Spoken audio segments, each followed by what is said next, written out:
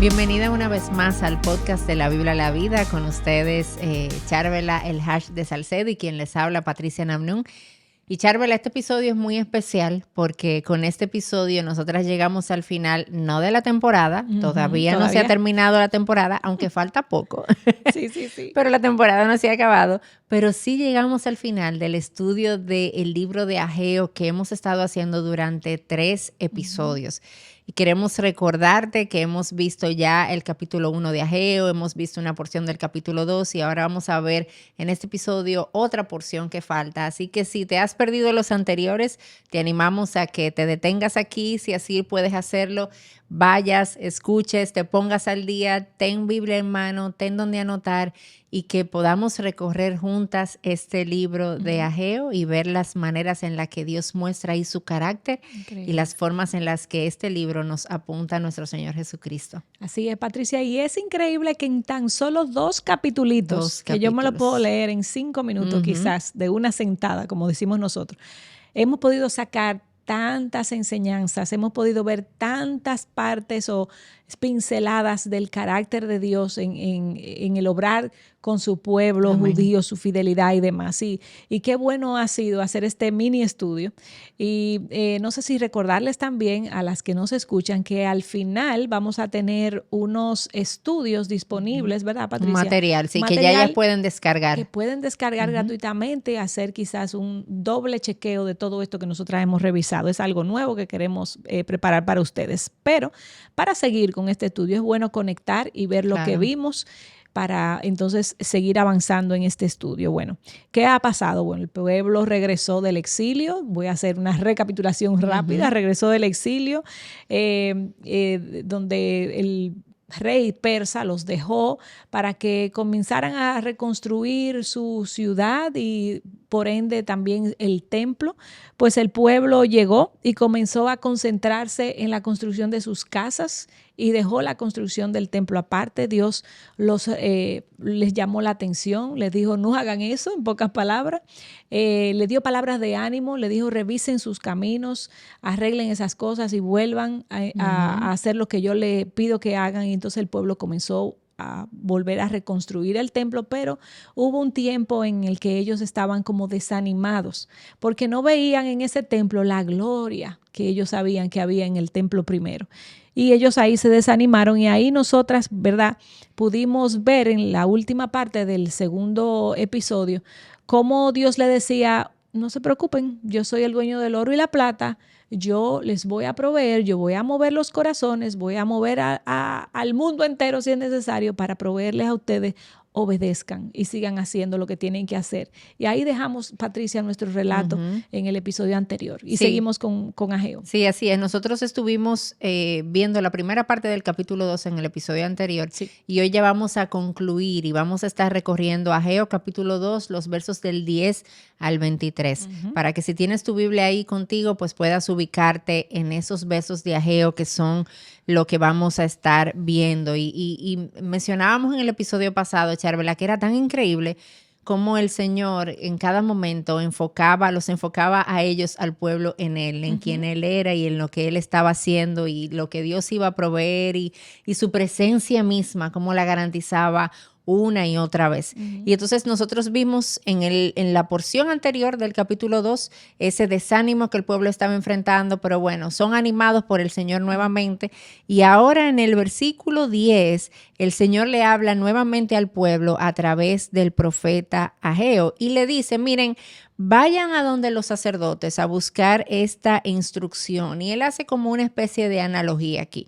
Y yo te voy a leer las 2 cosas que se le pregunta a los sacerdotes y dice, si alguien lleva carne consagrada en la falda de su vestido y con su falda toca cualquier otro alimento, ¿ese alimento queda consagrado? Y los sacerdotes respondieron, no quedan consagrados.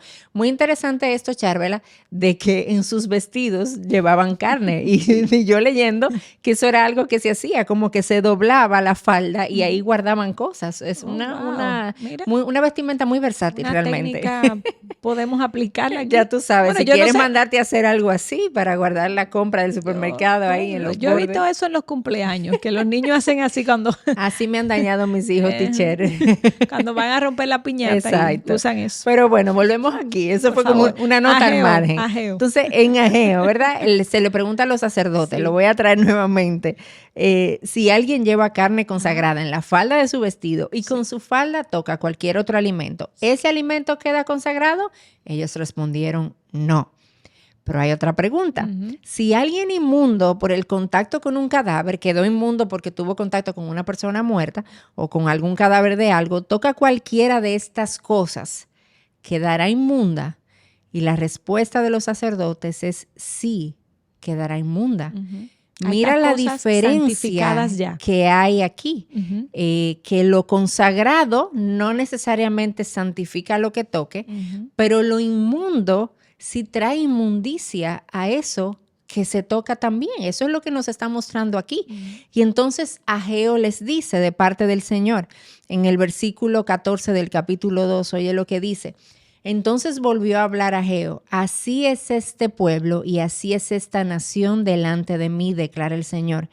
Y así es toda obra de sus manos, y lo que aquí ofrecen, inmundo es.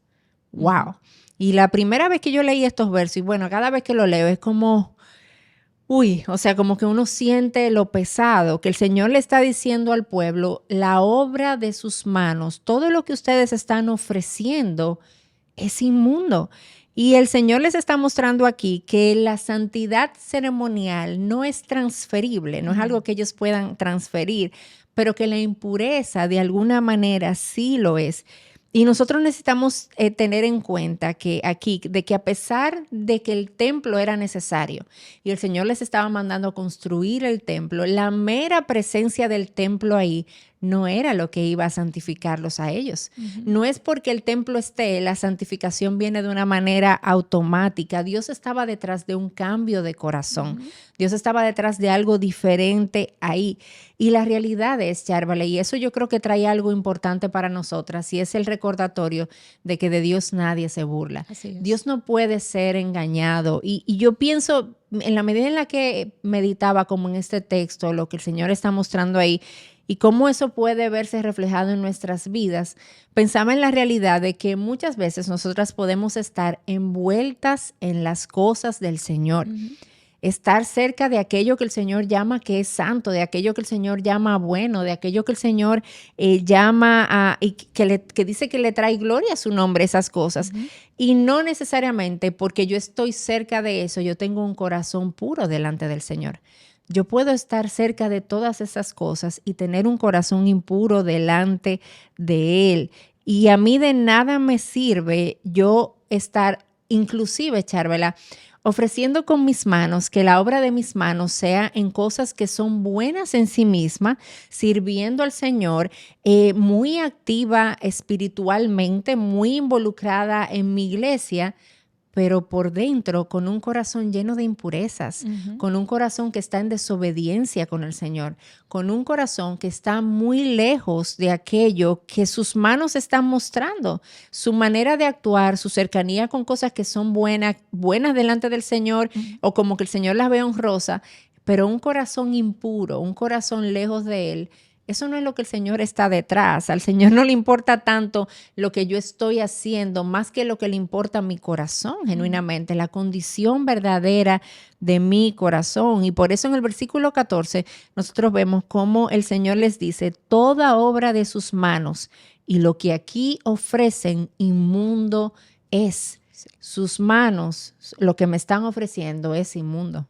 Y quería retomar eso, Patricia, porque vino a mi mente la idea de que pudiéramos traspolar esa enseñanza a cosas de nuestra vida del día a día, y vino a mi mente ahora mismo cómo a veces ese versículo que dice que las malas compañías corrompen las buenas costumbres, cómo la inmundicia daña lo que está siendo santificado. Por ejemplo, mis hijos, tanto énfasis que yo le hago en que cuiden sus amistades con quien ellos se rodean, porque esa influencia mundana, la música también, lo que ven, puede dañar esto que Dios está trabajando con eso, que nosotros hemos dedicado al Señor. Y me vino solamente y no quería dejarlo de mencionar. Sí, buenísimo. Y todo eso, Patricia, nos apunta a la realidad de nuestra pecaminosidad y nuestra necesidad de, vamos a decir, de limpiar nuestro pecado, nuestra inmundicia, nuestra necesidad de tener la forma de poder lidiar y limpiar con nuestra maldad. Y yo quiero leerte, porque todo esto nos trae a la mente algo más glorioso y lo vemos en el Nuevo Testamento. Es una realidad que el libro de Hebreos nos habla. Y yo quiero leerte, es un texto un poquito extenso, pero yo creo que vamos a sacar algo importante de ahí. Porque ciertamente ellos, el pueblo, estaban viendo la necesidad de que el templo fuera reconstruido para ellos una y otra vez, ofrecer estos sacrificios y ¿verdad? Y limpiar su maldad, esos sacrificios que se hacían. Pero Hebreo nos habla de algo mayor y más sublime, y aquí te lo quiero leer. Pero cuando Cristo apareció como sumo sacerdote de los bienes futuros, a través de un mayor y más perfecto tabernáculo, no hecho con manos, es decir, no de esta creación, entró al lugar santísimo una vez y para siempre, no por medio de la sangre de machos cabríos y de becerros, sino por medio de su propia sangre, obteniendo redención eterna. Porque si la sangre de los machos cabríos y la de los toros y la ceniza de la novilla, rociadas sobre los que se han contaminado, santifican para la purificación de la carne, ¿cuánto más la sangre de Cristo, quien por el Espíritu eterno, él mismo se ofreció sin mancha a Dios, purificará nuestra conciencia de obras muertas para servir al Dios vivo? Y esa realidad que expresa Hebreo 14 nos recuerda que ya no vamos a necesitar un templo hecho de manos como lo necesitaban el pueblo judío. Cristo es nuestro sumo sacerdote. Amén. Que ofreció su vida como cordero inmolado por el perdón de nuestros pecados. Su sangre nos lava. Él mismo es el santuario, algo más grande y más perfecto, eterno, no hecho con manos, ¿verdad? Que no está construido por hombres con materiales que perecen, sino con para siempre. Amén. Él es nuestro sacrificio, Él es nuestro cordero, Él es nuestro sacerdote, Él es el tabernáculo y para siempre. Y fíjate que cuando nosotras, y esa es la relevancia para nosotras hoy en día, cuando nosotras aceptamos a Jesús como nuestro Señor y Salvador, nosotras estamos aceptando que esa sangre derramada en esa cruz limpió para siempre nuestros pecados, los del pasado, los de ahora y los del futuro. Ya nosotras no necesitamos un sacrificio anual como lo hacía el pueblo judío. Este sacrificio del pueblo judío duraba un año. Cada año había que hacer un gran sacrificio para pedir perdón por los pecados del pueblo, pero en el tiempo que nos estamos viviendo ahora, en el tiempo de la gracia, dice la Biblia que Cristo se dio a sí mismo una vez y para siempre, para el perdón de nuestros pecados, y ya eso que el pueblo judío estaba presenciando, ya hoy no lo necesitamos. Cristo murió por nosotras y ese sacrificio Él lo hizo a nuestro favor. La sangre de Cristo limpia nuestros pecados y eso es algo que nosotros debemos de regocijarnos. Amén. El Cordero de Dios que quita el pecado del mundo nos ha arropado, nos ha llamado sus hijos, nos ha llamado su criatura y eso es algo maravilloso que nosotras podemos aplicar para nosotras hoy. Claro, y es una gloriosa esperanza, Charbel, el saber que aun cuando nos enfrentamos y estamos lidiando con la inmundicia de nuestro propio corazón, con esas faltas que cometemos, con corazones que a veces se alejan del Señor y que hay una diferencia entre lo que estamos diciendo, lo que nuestras manos hacen, pero lo que verdaderamente hay por dentro, lo que nadie ve, en el Calvario tiene solución, porque ese es el lugar donde yo encuentro perdón, donde yo encuentro redención, donde yo soy limpia, limpia de mi pecado, limpia de mi maldad por la sangre del Cordero, por nuestro Señor Jesucristo. Y qué gloriosa esperanza es poder recordar eso y cómo el libro de Ageo y esta realidad de la impureza que estaba teniendo el pueblo nos apunta a un sacrificio y un perdón mucho mayor que nosotras tenemos en Jesús hoy. Pero en la medida en la que vamos avanzando ya al final de este capítulo 2, hay algo que ocurre y que el Señor les muestra aquí y les deja ver que en medio de esta inmundicia y cómo lo que ellos estaban entregándole al Señor era algo inmundo por la obra de sus manos, en las cosas en las que ellos estaban involucrados, su pecado estaba trayendo consecuencias a sus vidas que Dios mismo estaba trayéndoles, que Dios mismo estaba produciendo en sus vidas como una manera, un llamado. Y el Señor les dice, a pesar de todo eso, y ahí en esos versos tú puedes ver la descripción de las cosas que ellos estaban viviendo, y el Señor les dice, a pesar de todo eso, ustedes no se volvieron a mí, no regresaron a mí. Increíble. Pero lo que viene después de esto es algo increíble y es una muestra del carácter de nuestro Dios, porque el Señor les dice, a pesar de eso, de que ustedes no se volvieron a mí, Él le dice, consideren bien esto de hoy en adelante. Desde hoy yo los bendeciré. Y eso es como, o sea, Dios le está describiendo, Dios les está dejando ver la consecuencia de su pecado, el hecho de que ellos no se volvieron al Señor. Y Dios le dice, es como, oye, anota esa fecha, hoy, anótalo. Desde hoy yo te voy a bendecir. Y esa bendición del Señor no tenía nada que ver con el pueblo, Charvela. No tenía nada que ver porque Dios deja claro que ellos no se volvieron a Él. Y que a pesar de eso, Dios decide bendecirlo. Increíble. Qué Dios tan increíble nosotras tenemos, Charvela, que a pesar de nosotras, Él nos bendice. Que todo aquello que tenemos, que todas las bondades en las que el Señor decidió extender su mano para nosotras, nadie puede decir, yo me lo gané. No, porque mi vida está teñida por el pecado. En todo momento hay pecado en mí, en mi mente, en mi corazón. Yo soy desobediente, yo soy rebelde. Yo le volteo el rostro a Dios y Él me bendice. Él extiende su mano para dar, porque no se trata de mí, nunca se ha tratado de mí. Así es, Patricia. Y este es un buen momento para cada una de nosotras pausar y comenzar a recordar todo lo que Dios ha hecho por nosotras sin nosotras merecerlo. Amén. Porque a veces, Patricia, ¿tú sabes por qué es bueno pausar? Porque pensamos que nosotras no lo hemos ganado, no lo merecemos porque somos buenas cristianas. Pero recuerda, comienza a recordar todo lo que Dios ha hecho y comenzando, obviamente, por el mayor regalo, que es el perdón inmerecido por tus pecados. Eso es lo primero que tú tienes que recordar. Tú no merecías eso. Y Dios en su gracia, en su bondad, decidió salvarte a ti. Y esa es una gracia invaluable. Ahora, sigue agregándole bendiciones a eso. Si tú has sido bendecida con un esposo cristiano, tampoco lo merecías. Dios te ha dicho, te lo has regalado. Si Dios te ha dado hijos que también conocen al Señor, eso es un regalo del Señor. Si Dios te ha provisto una iglesia, eso es un regalo que el Señor te ha dado, una iglesia de sana doctrina. Si Dios te ha permitido leer la Biblia en tu propio idioma, eso es una gracia inmerecida. Si Dios te ha dado ojos, boca, oídos para oír su palabra, eso es una gracia inmerecida. Hay gente que no lo tiene. Sí. Entonces comienza a recordar todas estas cosas en las que Dios te ha bendecido, en la manera en que Dios, a pesar de tu maldad, de tu olvido, de tu intencional ignorancia a todo lo que Él te ha mandado, todo lo que a pesar de eso Él te ha perdonado y ha dicho, mira, me fallaste, pero tú sabes que yo estoy contigo. Yo estoy contigo una y otra vez. Él te dice, adelante, avanza, levántate. Yo estoy aquí para ti. Y esa ha sido de las mayores riquezas que nosotros podemos ver en el libro de Ageo, Patricia, cómo el pueblo, aún fallándole a Dios, Dios permanece fiel y Amén. Dios los anima, Dios le da su espíritu, Dios le provee. Eso es lo que Él ha hecho con nosotras. Eso debería de nosotras traernos como asombro. Amén. Y a movernos. Llevarnos a adorar también. Sí, adorar y a movernos a seguir creciendo en santidad y a quitar aquellas áreas que Dios nos ha señalado de pecado, decir, ya no las quiero más porque lo que tú has hecho es tan grande para mí que hoy yo quiero seguir sirviéndote de una forma más intensa. Amén. Y ya, Charvela, en lo que llegamos al final y esos últimos versos del libro de Ageo, que podemos leerlo y quizás encontrarnos con todas estas cosas encriptadas aquí.